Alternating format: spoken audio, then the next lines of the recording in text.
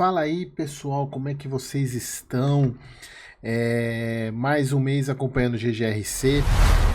E o mês passado o relatório deu uma certa polêmica, né? Assim, muitos cotistas ficaram chateados porque eu até tinha falado que quando eu comecei a acompanhar esse fundo, inclusive, eu era cotista dele há muito tempo atrás, deixei de ser, e até estava me animando, porque depois que teve essa mudança de gestão, eles meio que pivotaram, né? Foi o que eu falei, até nos primeiros vídeos que eu falei sobre ele, pivotou, estava muito bom, continua bom. Porém, o mês passado eles deram uma pisada na bola, comprando fundo imobiliário que a gente não faz ideia do porquê, fundo participando de emissão com valor muito mais alto do que está no mercado, e aí a gente viu, até mostrei para vocês que pode acontecer uma possível ancoragem, né? As Agros comprando um fundo da Suno e outro fundo da Suno participando da emissão também de um outro fundo das Agro, é meio que uma troca de gentilezas entre as gestões com o dinheiro do cotista, né? Então, muito ruim. Muitas pessoas, até em comentários que eu vi de grupos que eu participo, de fóruns, que muitos cotistas perderam meio que a confiança na gestão. Obviamente não é por isso que a gente perde uma confiança total, mas isso abala demais. E eu esperava que eles fossem trazer isso nesse relatório, alguma explicação sobre isso, e não trouxeram nada. Então a gente continua esperando e acompanhando.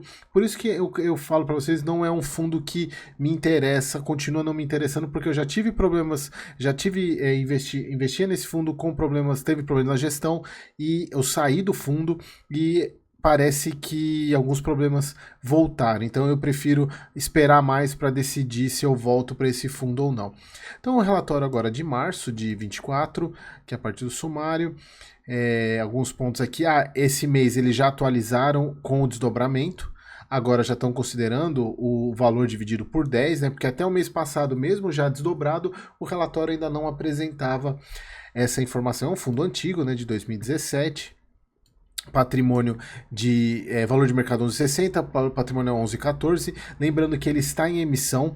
Eu fiz um vídeo sobre emissão, é só voltar. Procura GGRC no meu canal que você vai achar os dados da emissão. Então, eu vou até falar um pouco sobre ela aqui, mas não vou detalhar porque ela já é uma emissão restrita e normalmente quando tem emissão restrita ela é desobrigada de fazer aquele prospecto grande, né? Então, mas assim, é só para vocês entenderem que eu não vou falar mais sobre emissão aqui, só os pontos do próprio relatório.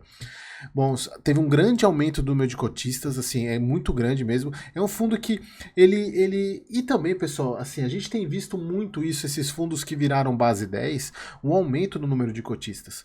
Isso é normal, tanto no aumento do número de cotistas quanto no aumento da liquidez. Assim, ó, a gente está falando aqui ó, de 28 milhões mensal, aumenta muito. E aí é nítido, né, pessoal, aquilo que eu falei para vocês que eu não ia mais discutir a respeito desse desdobramento, que eu acho totalmente desnecessário, mas quem sou eu? Mas obviamente para pegar investidor que investe com pouco, né? Que não teria dinheiro para comprar uma cota a R$ 100, mas tem a R$ 10 e ele vai lá e compra esses fundos, beleza? Bom, aqui eu gosto, pessoal, assim, um ponto que é de se louvar, né, de se falar bem do fundo, é que eles fazem bastante material de divulgação, bastante vídeo, embora não respondam nenhuma das dúvidas que a gente quer, mas eles são bem comunicativos. Isso é muito importante para mostrar, né, que você tem um canal de comunicação legal com a gestão. Então a gente está falando da emissão, a gente já vai falar um pouco sobre isso. Então vamos falar primeiro sobre o fundo em si, do mês de março, né? Distribuiu 9 centavos, que era 90, agora 9 centavos, que está dando um dividend yield de 9,31 anualizado. É um dividend yield mais alto do que os pares de logística e tinha que ser mesmo. Porque nós estamos falando de um fundo logístico industrial. E galpão industrial, por si só, ele já traz um maior risco para o portfólio. E que risco é esse? É o risco de você ter um galpão frigorífico, por exemplo, que se o locatário sair, você não consegue alugar para qualquer outra empresa. Você vai precisar alugar esse galpão para uma empresa do mesmo segmento. Então você restringe o número de locatários possíveis. Então, um fundo logístico, você precisa atribuir mais risco nele e necessariamente atribuindo mais risco, ele precisa trazer mais retorno, então ele traz mais retorno mesmo do que fundos pares do segmento logístico, exatamente por causa desse perfil um pouco mais de risco dele que o portfólio de industrial traz. Então a gente pode ver aqui, ele movimentou 28 milhões durante o mês, crescimento de 20% em relação dos últimos meses. Quando eu falo 28 milhões, não é de compras, né? 28 milhões de negociação. A liquidez do fundo, né, aumentou muito em termos de negociação. Aumentou 6.430 cotistas em relação ao mês passado, foi o que eu falei para vocês. Sim, pessoal, 110% referente à base 10. Assim, ou seja, é muito mais referente, não tem quase basicamente nada ao desempenho do fundo em si, sim, ser base 10. Aqui, pessoal, a parte de cenário externo, algumas coisas, o cenário externo continua incertezas em relação aos Estados Unidos, a gente já vem falando bastante que as previsões prorrogaram até para o final do na verdade, final do terceiro trimestre, a queda da taxa de juros dos Estados Unidos. Copom sobre a tá mais cautelosa, embora já se precifique uma queda de 0,5%. Inclusive, eu vi recentemente que eu tenho um amigo que é CFP, que eu sigo ele no Instagram, e ele já colocou que o mercado mudou, já está precificando até 25 por 0,25 na próxima reunião. Então, até por causa a gente viu recentemente aí as taxas do Tesouro subirem praticamente para 6%, né? 6,10, né? Então, inclusive até publiquei isso no meu Instagram.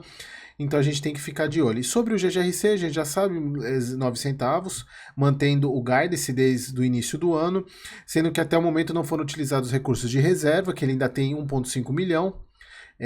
O resultado ordinário do mês mês a mês, contempla também valores recebidos da Suzano, que a gente já viu lá quando a gente fez o relatório de janeiro, e pelas nossas projeções, se mantivermos o patamar de distribuição, ao final do semestre será possível a distribuição de um rendimento adicional, ou seja, cotista do GGRC também pode ganhar um presentinho aí de meio do ano, assim como até agora, se eu não me engano, o HGRE está nessa toada também. Bom, aqui é a parte do acordo da ETRA que a gente já falou, que a gente falou no relatório do mês passado. Aqui, sobre a emissão, pessoal, eu só vou passar esse ponto aqui, que é uma emissão de 120 milhões, fator de proporção de 12%, 11,8%. Então aqui é a ideia de como que vai ficar o fundo, porque você considera aqui que ele tem a parte do montante adicional sendo completa, por isso saindo de 1 bi para 1,22 bi. Então, a ideia é pós-emissão aumentar não é 1 centavo aqui, né? Aumentar 1 centésimo de rendimento, aumentando a quantidade de cotas, reduzindo a alavancagem, mas essa redução de alavancagem, em tese, ainda não foi falada se vai ser por meio de amortização em tese aqui, pelo que eles estão falando, é por meio de aumento do patrimônio. Você mantém a alavancagem aumentando o patrimônio, você reduz a proporção dela em relação ao patrimônio. Aumento de ABL, então aqui já estão meio que dizendo que é para compra de ativos, embora o pipeline dessa emissão não tenha sido divulgado. Vai reduzir a porcentagem do maior inquilino, isso é muito bom, aumentando de 18 a 22 para número de inquilinos e aumentando a média ponderada de vencimento dos contratos. Pessoal, aqui um ponto importante, que eu vi algumas pessoas reclamando de não ter um pipeline definido de emissão. Isso pode não ser tão ruim, porque se a gente for pegar, pessoal, quer ver um exemplo recente? A LZR, que divulgou antes, sem estar fechado, sem ter um memorial de entendimentos assinado com aqueles imóveis da Decathlon, o TRXF veio e passou a perna. Então, eu só concordo que o fundo divulgue o pipeline já dos imóveis se já tiver um memorial de entendimentos assinado. Assim como o próprio HGRU, que vocês viram recentemente aí o vídeo, que ele já tem memoriais já assinados com os ativos do SPVJ e do Mint 11. O próprio BTLG, que fez a emissão recentemente, ele não tinha mostrado quais eram os ativos ainda, ele só falava ativos AAA na região entre o raio 30 e 60, mas não quais imóveis. Exatamente porque isso são acordos de confidencialidade, até para um fundo não passar a perna no outro. O LZR pagou por isso. Ele fez um anúncio lá atrás que estava negociando o que fez, e foi lá e o TRXF passou a perna nele. Então, assim, não tome um pouco de cuidado com esse tipo de análise, não levem a ferro e fogo essa questão, o fundo não divulgou o pipeline. Não, pessoal, não é bem assim. Mas assim, eu ainda preferia que, se eu fosse cotista, que ele reduzisse a alavancagem, a gente já vai falar um pouco sobre isso. Bom, aqui visita técnica imóveis do portfólio que o fundo faz, isso é praxe deles, eles fazem bastante isso. Pessoal, aqui nessa parte de perguntas e respostas, eu já venho falando isso em alguns relatórios. Me dá a impressão que eles colocam só as perguntas que eles querem responder. Então pode ser nem perguntas que tenham sido feitas, perguntas que eles mesmos criam para poder gerar resposta. Inclusive aqui, ó, aqui a pergunta que eu estou falando, ó, onde serão alocados os recursos da sétima emissão? Eles respondem: os recursos serão alocados na aquisição de ativos que atendam à política de investimentos no fundo e poderão ainda ser utilizadas para amortização parcial ou total de CRIs.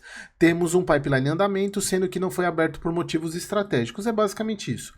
É questão de estratégia mesmo, mas assim, se a gente for pegar essa lógica aqui, se for seguir isso daqui, eles não estão reduzindo a alavancagem por meio de pagamento, eles estão reduzindo por aumento de patrimônio, compra de ativo, reduzindo proporcionalmente e não de fato, tá? Então a gente vamos esperar para saber na hora que o fundo informar. E aqui, pessoal, eles têm. Olha essa pergunta aqui. Vocês irão adquirir mais cotas do SNLG com recursos da emissão ou pretendem incorporar esse fundo? Por que eles não falaram? Por que vocês fizeram uma compra maior do preço de mercado, participaram da emissão com valor maior do que o preço de mercado? Essa seria a pergunta certa. E eles não responderam, eles colocaram que não está no pipeline a aquisição de mais cotas, dado que estamos satisfeitos com a posição atual detida pelo fundo e aguardando de soluções das SPS e retorno de pagamentos de dividendos sobre uma possível incorporação da SNLG. É um tema de caso prosperasse, deveria ser discutido em assembleia em ambos os fundos. Então, eles colocam aqui mais aquilo que eles acham que eles deveriam responder, mas a pergunta certa deveria ter sido feita, o porquê que eles compraram, participaram da emissão e por que eles que história foi essa da questão da Suno ter participado da emissão do outro fundo da casa antes. Será que foi, explicar que não foi um pagamento de devolução de agraciado, né, mas sim explicar essa estratégia mais bem detalhada para o cotista não ficar com essa pulga atrás da orelha. E aí eles colocam isso daqui. Mas eles vêm colocando essas perguntas aqui, então não tem são algumas que são interessantes em questão de conceitos que vale a pena vocês lerem, mas assim, para mim não é pergunta feita por pergunta que eles mesmos criam. A partir de 9 centavos, a gente já sabe. Distribuição 9,3 dividend yield, ele tem historicamente no último ano esse dividendo alto comparado com o par exatamente por causa dessa questão. Aqui, pessoal, a parte de resultado, a gente vê que ele está muito em linha com o mês passado, praticamente diferença nenhuma, tirando aqui janeiro, que teve a questão da Suzano, né, entrar o pagamento da Suzano, mas essa é a geração mesmo dele de receita, ele precisa usar um pouquinho de retenção, mas na verdade essa retenção é porque a Suzano faz o pagamento antecipado, se ela dividisse, se eu não me engano, acho que é semestral o pagamento dela, se ela dividisse por meses, certamente ele geraria um resultado capaz de pagar esses 90 centavos, por isso que em termos de gestão de recurso ele está bem tranquilo, tá? Performance do fundo muito boa, né? No histórico muito boa. Que mais aqui que a gente vai falar? Volume mensal de fechamento muito grande, né? 28 milhões mensal, muita coisa. Que a parte de distribuição do ativo, né? A Suzano representa bastante, mas se a gente for pegar no mês, tem aquelas discrepâncias, né? Por causa do semestral. E aqui, pessoal, aquilo que eu falei para vocês. Muito alta essas alavancagens, muito alta. IPCA mais 8, IPCA mais 7,5. Na minha visão, eles poderiam usar uma parte do recurso para dar uma amortizada nesses CRIs aí. Obviamente que eu não sei se tem, eu precisaria olhar CRI por CRI para saber qual que é a taxa, a multa de pré-pagamento, mas eu acho que seria uma aplicação mais interessante do recurso da emissão. Tá? Aqui o aumento do número de cotistas, eles fizeram bem considerável aumento, né? A gente, nitidamente, por causa do base 10, não tenho nem o que falar. Bom, pessoal, e é isso. Acho que não tem mais nada aqui para falar. Esperava que eles trouxessem mais respostas sobre as compras do mês passado, mas não fizeram isso. Cabe a nós cotistas, quer dizer, nós cotistas não, eu não sou cotista. Cabe a nós investidores e divulgadores e vocês cotistas cobrar a gestão a respeito disso, beleza? Então, espero vocês no próximo vídeo.